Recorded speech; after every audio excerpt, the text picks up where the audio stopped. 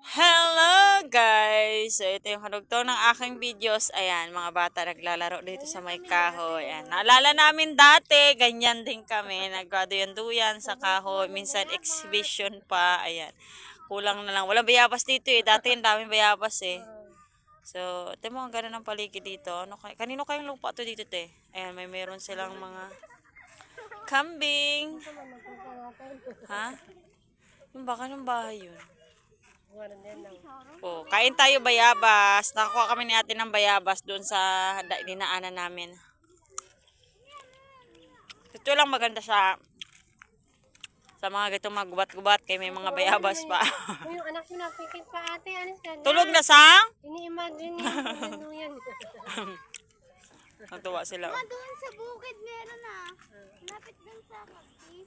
Saan? Punta tayo doon. May mga duyan na ganyan. Naputol. ah, Abi mo na kay Pals. May pining pa. Hmm. Pag. Yan yung batang galing bukid, bumaba sa syudad. Ayan, yung isang malaki yan. Syudad talaga yan. Sige, mapisa ang itlog mo dyan. So, ito yung kahoy. Anong kahoy ito, te? Ano, yung Balite? Ay, hindi. akasya. Akasya, ayan. Halos tanim ditong kahoy, akasya. Ayan yung mga naluad. Ayun, meron na nga putol, naluad. Hi! Hi! Hi, dalaga! Ako yung ano, ako yung diwata ng akal. Piste. Yung kantadya. Tara na ba? Tara. Naman yung anak mo yun. Tapos na, okay na? Sol na, duyan sa kahoy. Isuot ng slipper, dali.